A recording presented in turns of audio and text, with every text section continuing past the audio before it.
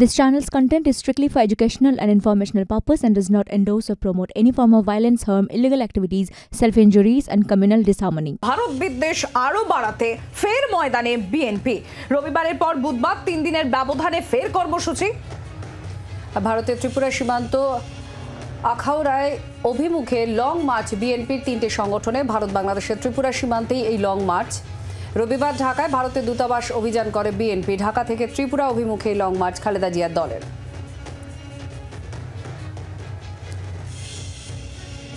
রাজীব চক্রবর্তী আমাদের প্রতিনিধির সঙ্গে আছেন। রাজীব, এই বিএনপির এই কর্মসূচি নিয়ে একটু জানতে চাইবো যে আপাতত এখনো পর্যন্ত প্রতিবেশী রাজ্যের একটি রাজনৈতিক দলের ভারত বিদ্বেষী যে ধরনের কর্মসূচি, সেই কর্মসূচি কিভাবে দেখছে ভারত?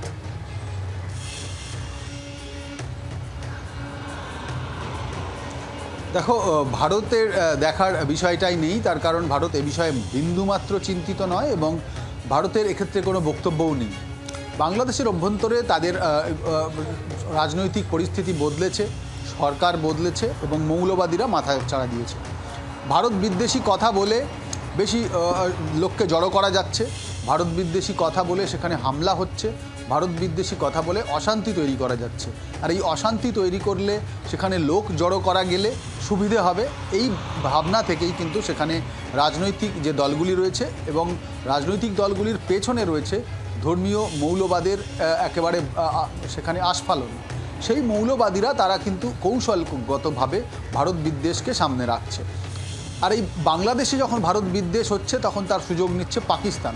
ইতিমধ্যে বাংলাদেশে এই লং মার্চ, কলকাতা দখল করে নেওয়া হবে বা আগরতলা চলো বা চিকেন নেক কেটে দেওয়া হবে ইত্যাদি যে সমস্ত প্ররোচনামূলক বক্তব্য তারা রেখেছেন, তার প্রত্যেকটির ক্ষেত্রেই দেখা যাচ্ছে যে পাকিস্তান তাদের সমর্থন করেছে। যে কথা আমরা বলে আসছিলাম যে বাংলাদেশ কি তাহলে আবার পূর্ব পাকিস্তান হতে চলেছে, ইঙ্গিত কিন্তু সেরকমই দিচ্ছে। তার কারণ মৌলবাদীরা সেখানে এখন শেষ কথা বলছে। নোবেল পুরস্কার জয়ী মোহাম্মদ ইউনুস, তিনি সেদেশের সরকারের প্রধান, কিন্তু তার কর্তৃত্ব কতটা রয়েছে বা তিনি কাদের দ্বারা পরিচালিত হচ্ছেন সে নিয়ে প্রশ্ন উঠছে। এই বিষয়গুলি একেবারেই আন্তর্জাতিক সম্পর্ক বিশেষজ্ঞরা বলতে পারবেন এবং তারাই বলছেন। এক্ষেত্রে ভারতের বক্তব্য কি, সেটা একটা প্রশ্ন।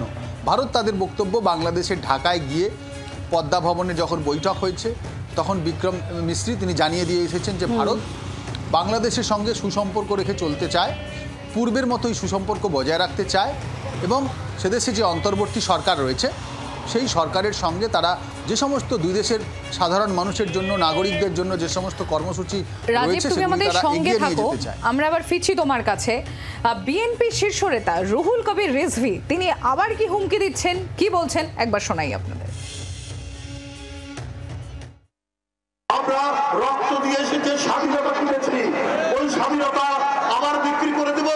আমরা পিন্ডির কাছ থেকে স্বাধীনতা ছিনিয়ে নিচ্ছি, এটা দিল্লির কাছে আমরা আত্মসমর্পণ করব। সুতরাং আজকে দিল্লির যারা সাম্প্রদায়িক শাসক করছে তারা জেনে রেখো, তোমরা একজন ভয়ঙ্কর রক্ত পিপাসু এক নারী, এক লেডি ফেরাউন, সেই লেডি ফেরাউনকে টিকানোর জন্য তোমরা 16 বছর। এখানেই আবার রাজীবের কাছে যাব। রাজীব, একদিকে যেমন ভারত বিরোধী স্লোগান বিভিন্ন জায়গায় উঠছে, বিভিন্ন কর্মসূচি বাংলাদেশের অন্দরে দেখা যাচ্ছে, রাজনৈতিক দল বিএনপিও করছে। এটা যেমন ভারত আমল দিচ্ছে না, কিন্তু এটাও তো ঘটনা যে ভারত বিরোধী বিভিন্ন যে সন্ত্রাসমূলক কাজকর্ম এগুলোর দিকে আলাদাভাবে ভারতকে সব সময় নজর দিতে হয়। এই অ্যাক্টিভিটিসগুলোর ওপরে কি এই ধরনের কোনো প্রবণতা বাড়তে পারে, সেদিকে ভারত আরও সতর্ক হচ্ছে?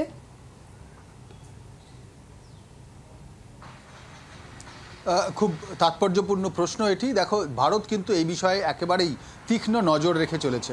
যেহেতু প্রতিবেশী দেশে এই ধরনের ঘটনা ঘটছে, যেহেতু সেখানে জঙ্গিরা মুক্ত হয়েছে, সেখানে হাসিনা সরকারের পতনের পর জেল থেকে জঙ্গিদের ছেড়ে দেওয়া হয়েছে, দাগী অপরাধীদের জেল থেকে মুক্তি দেওয়া হয়েছে, খুব স্বাভাবিকভাবেই পাকিস্তান এবং অন্যান্য শত্রু দেশ যেগুলি রয়েছে তারা কিন্তু তার সুযোগ নেবে এবং বাংলাদেশে মৌলবাদীরা এই মুহূর্তে শেষ কথা বলছে। অতএব ভারত তীক্ষ্ণ নজর রাখছে এবং অবশ্যই সেখানে সীমান্ত এলাকায় বিশেষ নজরদারি রাখা হচ্ছে এবং বাংলাদেশের যদি প্রয়োজন হয় ভারত বাংলাদেশকে উপযুক্ত বার্তাও দেবে।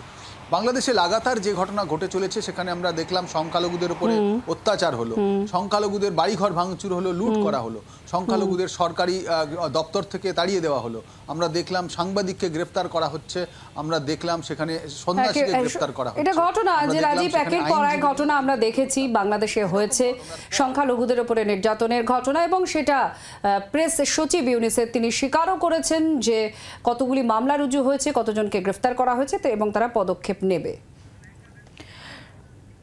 রাজ্য বিজেপি মুখপাত্র তথা বিজেপি সাংসদ শ্রমিক ভট্টাচার্য তিনি কি প্রতিক্রিয়া দিয়েছেন এই বিষয়টি নিয়ে একবার শোনাবো আপনাদের। হলো শতাব্দীর সবচেয়ে বড় যুগ, এখন এটা নিয়ে কোনো হাসির খোরাক হতে পারে, কিন্তু এটাকে যদি কেউ রাজনীতিগতভাবে নিয়ে সেটা নিয়ে রাজনৈতিক বিতর্ক শুরু করতে চায়, আমার মনে হয় মানুষই তাদের অস্থির মস্তিষ্ক বলবে কিংবা উন্মাদ। তৃণমূল সাংসদ সুদীপ বন্দ্যোপাধ্যায়ের প্রতিক্রিয়া আছে, শুনুন কি বলছেন। It is the best now government should come to the floor of the house. Let us debate it wholeheartedly. We have assured the government we will stand by the government of India so far international external issues are concerned. After the visit of Foreign Affairs Secretary, it is always desirable and expected that situation will be improved and Bangladesh will come to its normal position. বাংলার আওয়াজ, বাঙালির আবেগ, জি 24 ঘন্টা।